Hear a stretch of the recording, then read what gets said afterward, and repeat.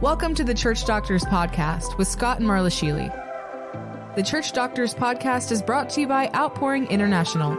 Love God, love people. Hey, everybody, this is Scott. And this is Marla. And we're on the podcast platform again today. Yes, the Church Doctors. So glad that you're here with us again today. We've been talking about our recent trip to the Ukraine. Right. We went over there for a little over 2 weeks. Yes. We visited the nation's capital. We visited Pryluki. We visited Ishvish. Ichnya.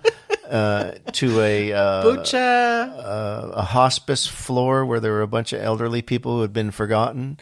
And we went to a bombed-out village in Bucha, which is a place where the Ukrainian army hammered the houses and apartment complexes.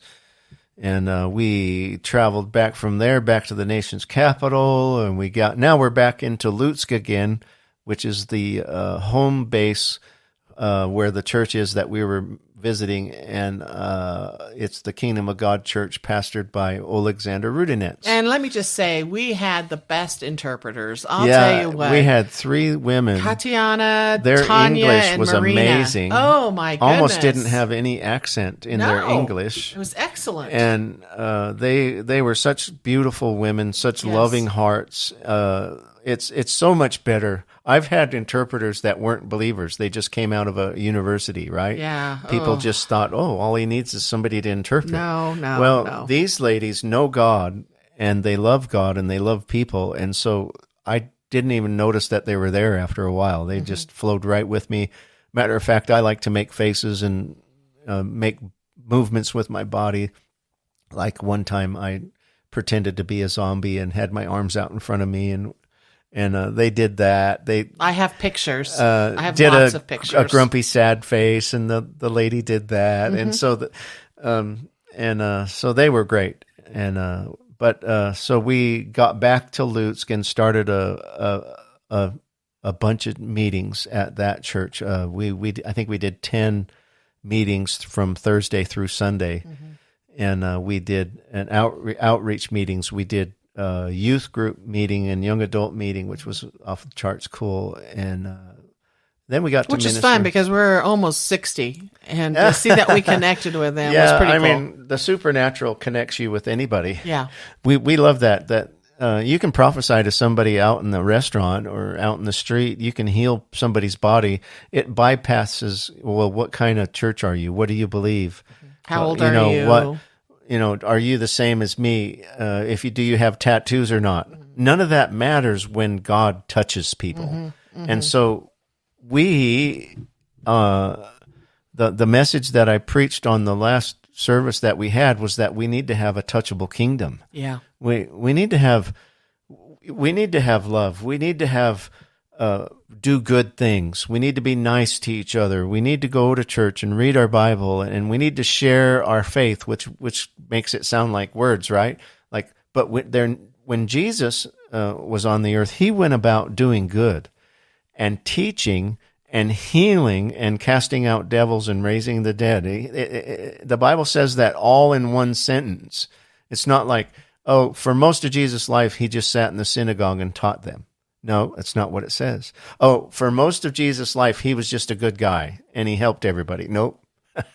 He did all of those things, but he demonstrated the power of God. So when the religious people of the day who thought that it was just good enough to have meetings and give money in the offering, when they saw that, they knew that God was in their midst and that they were being challenged, and they had a choice. Either I need to let my heart be softened and come to God, or they got angry and were against him.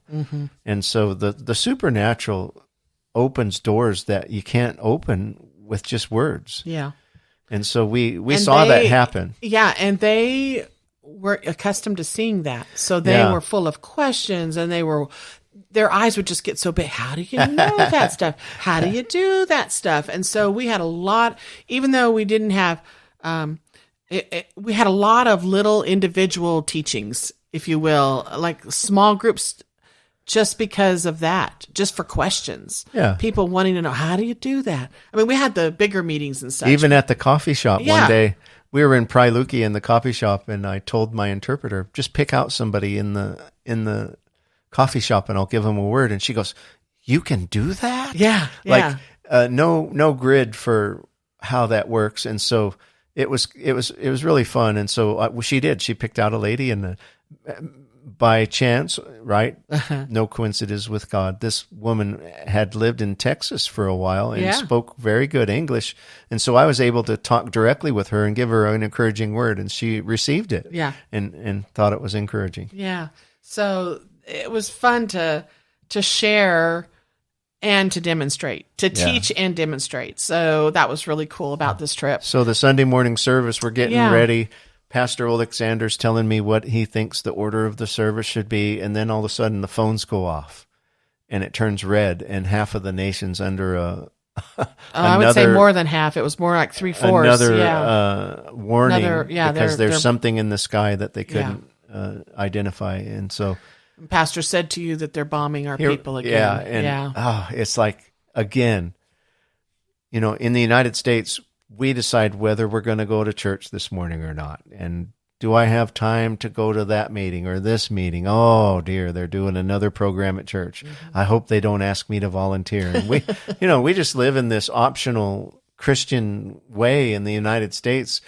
But I'm telling you what, when you're getting ready to have church and a bomb warning goes off that a missile could land in 3/4 of your nation, that's different. Yeah. And then that's way worse than COVID. So we on the map, we're not in the red. We're outside of that area. And so the service starts, and they begin to worship. And so, the words are unrecognizable for us. Like in Spanish, you can figure out a few of the words kind of look like what they look like in English, so you can pick out a few and sing with them. But they have letters that aren't even letters. Yeah, they're just like they're backwards drawings. Backwards 3, an M with a line through it, and so all kinds of things that have sounds for them that we don't comprehend. Symbols. And so we're not getting it until they came to a Hillsong, a worship song that was God is fighting for us, pushing back the darkness. And the chorus is, "We will live, we will not die, because of the resurrection power of Christ." Man, when a few minutes earlier, the missile warning went off, and now we're singing, "We will live and we will not die through the resurrection power of Christ."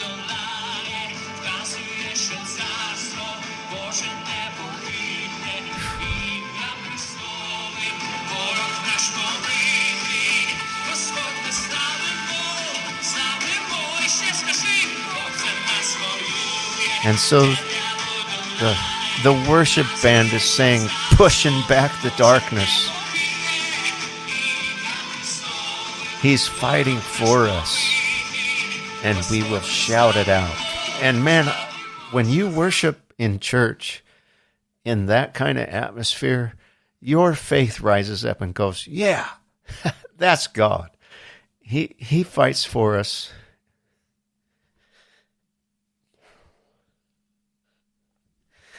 I mean, if that doesn't move your heart, you need to get born again, because if you could see the video Marla's playing, he's jumping up and down. He's waving his arms. They're playing their guitars and their drums and singing with all their heart, with excellency.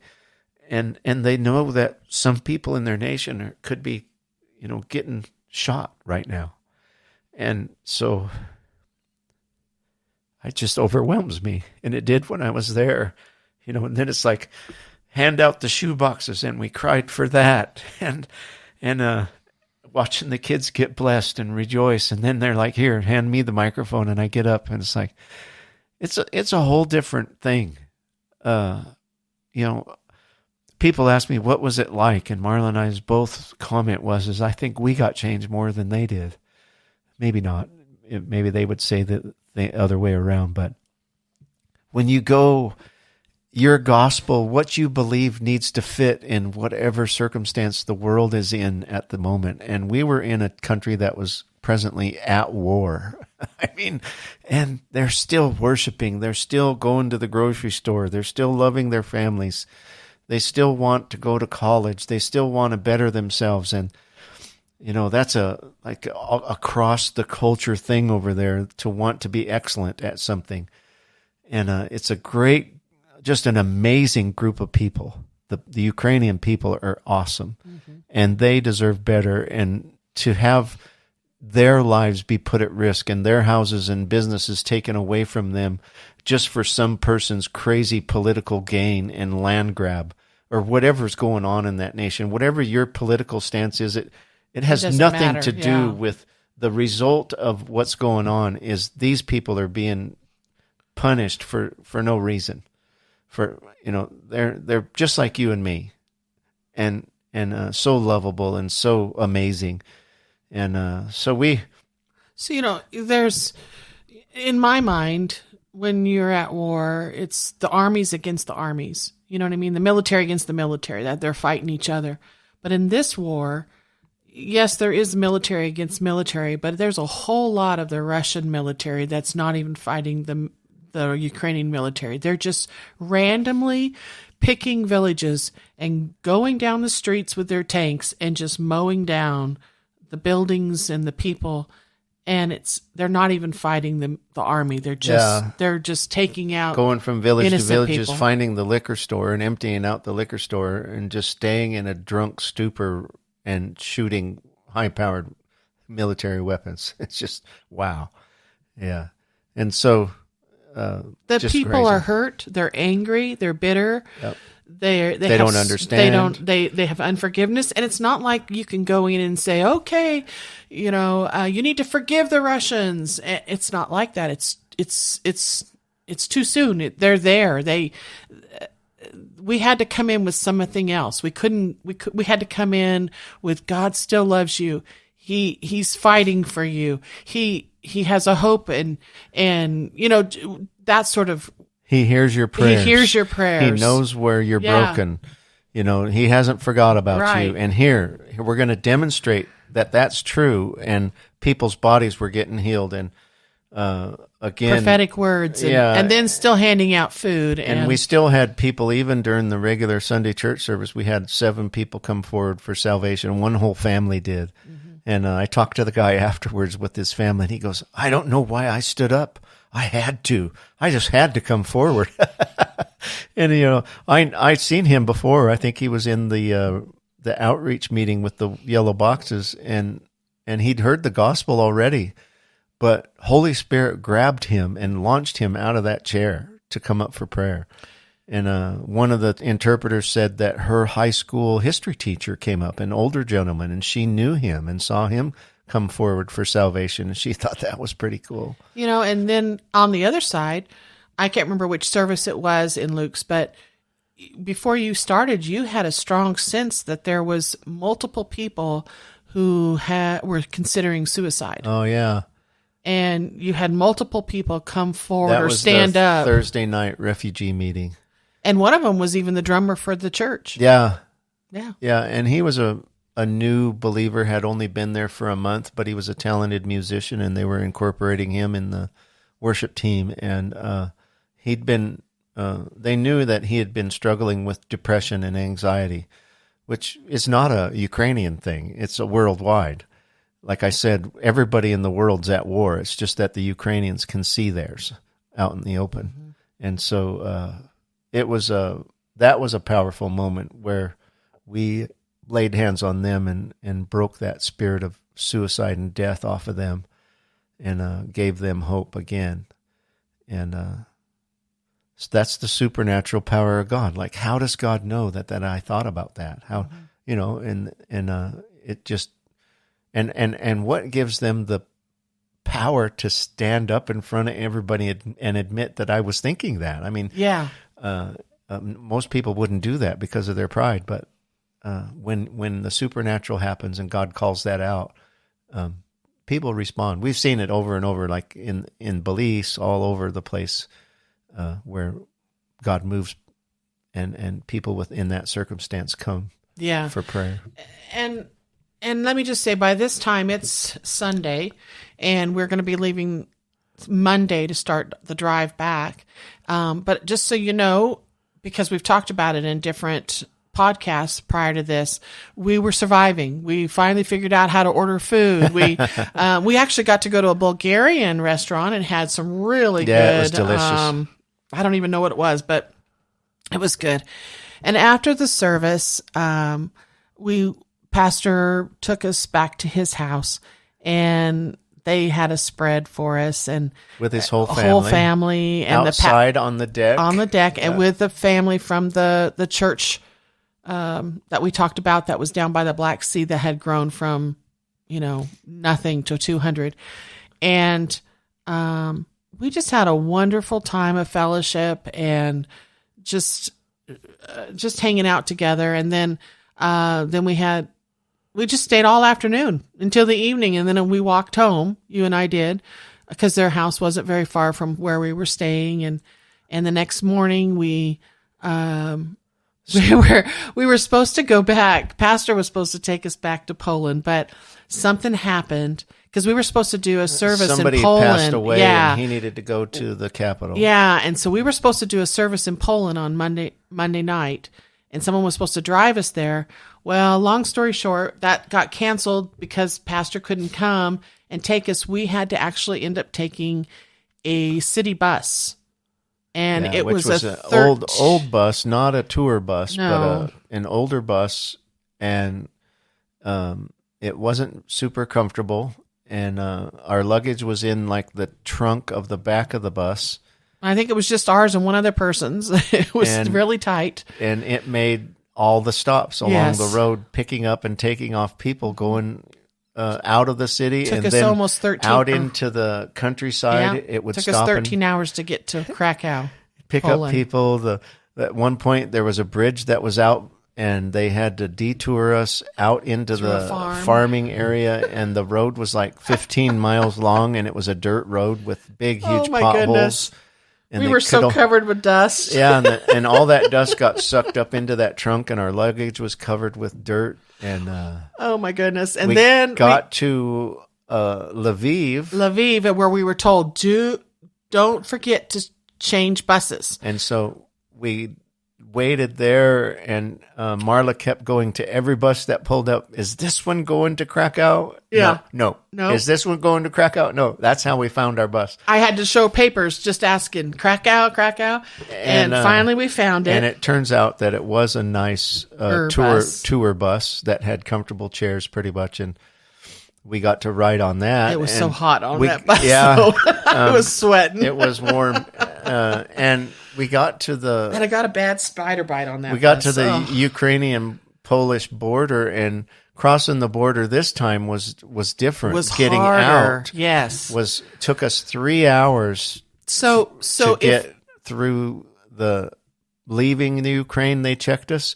Then when we got to the Polish side, they had to check us, and then they scanned the bus and they scanned our and luggage. every time, I think we did it, first off, we got to pass that several miles of traffic backed up there was to go to the front of the line at because least- we were the bus. at least 10 miles of semi trucks and trailers waiting trying to to get cross. through. Now, mind you, it took us 3.5 hours. Those guys actually must to be get there for days. days. And when we got to the checkpoint, everybody had to get off the bus, take all your stuff out, take all your luggage out from underneath it, go stand in line. They checked the bus. Then they took the bus to a scanner area and they scanned the bus while we're standing in line, and we have to go through a checkpoint with all our stuff. It had to go through a scanner. And in fact, you got beeped on the scanner. We were kind of worried some of the things that we brought back. Yeah, I had some 30 millimeter tank brass shell casings in my check bag, and it made the alarm go off. And right behind me was a young lady that had a green suitcase, almost like yours. identical like mine. I reached out and grabbed mine and kept going, and they grabbed hers and opened it. Yeah. So we were kind of like, Yeah. So every time, I think there was 2 or 4 of those places just to get from Ukraine into Poland, we had to get on the bus, then get off with all our stuff, unload our luggage again, go through, do that. It took them an hour to scan the bus. Yeah. And we were standing We out, just in, stand the out in sun the sun. in the parking lot. And they scanned the bus multiple times. And finally, we got to get back on the bus and go all the way to Krakow. And it was so cute because they kept telling us, our interpreters back in Luke's, they were like, now make sure you get off in Krakow. If you don't get off in Krakow, you're going to go all the way to Prague. And we had already been on for 13 hours. Yeah. We're like, yeah, we're getting off. Trust me. And so it was like 10 o'clock at night. Yeah. We left at 9 o'clock that morning. We got to Krakow at 10 o'clock at night. Something like that, yeah. With an hour change in time, maybe. Maybe. And then that same pastor that met us from the airport to arrive, he met us there, and he told us, he goes, that was nothing. That was a good trip. He goes, most buses coming from the Ukraine to here, some of them arrive at 2 and 3, 4 o'clock in the morning. Yeah, because it takes so long to get they through that say border. that it's a 9 o'clock or 10 o'clock arrival, but it can not. be, you don't know when they're coming. He goes, you guys did good. And we're like, oh my. Right? And so we stayed at his place. He was super nice and made us breakfast and coffee and took us to the airport again early in the morning and dropped us off. And we had to fly again. Poland to Amsterdam to Minneapolis. Had to spend the night in Minneapolis because we got in late and then left the next morning to come home. Yeah, what a travel challenge. It was. It was so challenging in the travel part. Yeah, because we're not really explaining the travel issues, the transportation issues very much of the Ukraine part. It was the roads are horrendous, the potholes everywhere. They drive like they're on the Autobahn, and they're just weaving in and out, tailgating. We're in these little things, little beep beep cars, or we're in the cargo van. We're just scrunched as we can be. We rode in every kind of thing possible. It was. I think we did. Every kind of transportation. Well, we didn't find a bicycle, so we didn't ride a bicycle. So, which would have been interesting. But anyway, oh my goodness. And then we get home, and then we deal with jet lag. And someone told us that for every hour that it's different is a day. So if that's the case, then we're not done days. yet. Yeah. When we're taping these. But so Marla, what's a couple takeaways for you after we've been back for a while? I have had I was driving down the road yesterday, I think it was, and just going into Kalispell, and I just bawled. I was listening to that song, I Speak Jesus, by, can't think of her name. And I was just praying that over the people. I'm still moved. There's such a need over there. And I can't really put my finger on it other than I'm changed. I'm just so, I wish everybody could have been with us. Yeah. Yeah. Me the whole too. world would have been different. Yeah. You can't, there's no words to describe the heart feeling that you have for people that are in that situation.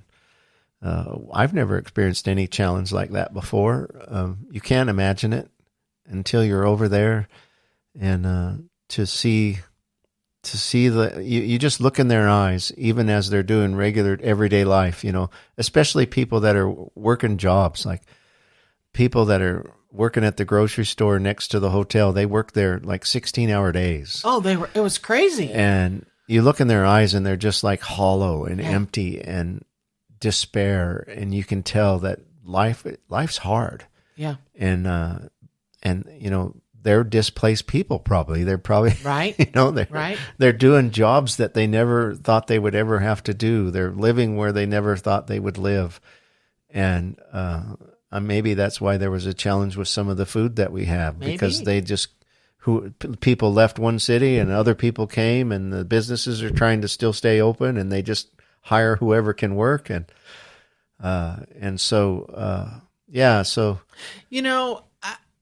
Before we left, I had people say, so what do you think your part's going to be? And what are you going to share? And, what are you going to do when you're in Ukraine? And I was like, I'm not really sure. I don't know what to expect other than we're going to go over there. And we believe that God's called us to help deliver people from PTSD. And we had no idea that it was way more than that. Yeah. And even though we prayed for people for the PTSD, it was way more, and the spirit of fear. It was way bigger than we ever dreamed or imagined. Yeah. Of course, that's the kind of thing that we love. We love making ourselves in a container and saying, God, fill us, do whatever you need to do with us. We're at your disposal. Yeah. And that's what every day was different. Every situation was different. We really had to lean in and listen and hear what needed to be said to that person right there, because they all had, although they were similar stories, they all had their own story. Yeah. And there's no way to even share all of them. Yeah. So I just remember all of the different ones that we were able to come in contact with that ended up with a smile, ended up with hope in their eyes, a little lighter, a little more light coming back out of their soul. And I'd do it again. I would do all the travel again, just to be able to help those people. And if God would make a way for me to be transported, that would be fine. That I didn't have to, but we would stay longer. Yeah, 2 weeks just like smoking fast. Yeah, especially because of the long distances of the travel. We would have loved to be able to spend more time in each spot. But, even if we just went to Lusk and stayed at the church, in the little apartment that they're building and finished that for them and helped in the kitchen and helped with the ministry and helped with, anybody can do that. Yeah. And you just use what you have. Yeah. You could go and you could stay for a month or two and it would change your life. Yeah. But go. If wherever you are, just go, whether it's just next door to your neighbor or it's around the world, we encourage you to find something and be a sender. Give. Yeah. If you're not going to go overseas, find somebody that will go and send them. It's expensive to go. We leave our home and our jobs here and go over there, and you're totally at the service of the people, and you have to pay for plane tickets and hotels and food on the way and back. And so be a part of reaching out to people all over the world. God's moving, and he's encouraging the people of God and bringing people into the kingdom through people just like Outpouring International that go and dedicate their lives to the service of God. And one way you can do that is through our website. You can support us for our next trip. You can go with us. You can go on your own. We'll give you the information on how to go. If you feel comfortable with that, we'll teach you how to go. Whatever you need, we'll come to your church and equip your people to go on missions trips, to hear the voice of God, to prophesy. Whatever you need, we're available. Because the kingdom of heaven is a touchable kingdom. Jesus said, "Repent, for the kingdom of heaven is at hand." That means it's a touchable kingdom, and that's what we have. And that's how we choose to live. So you can too. God will move through you. He'll move through you in power and in love, just like anybody else. Just give him a chance. So thank you for being with us. Yes, and we look forward to seeing you again next week. All right. Bye-bye. Bye-bye.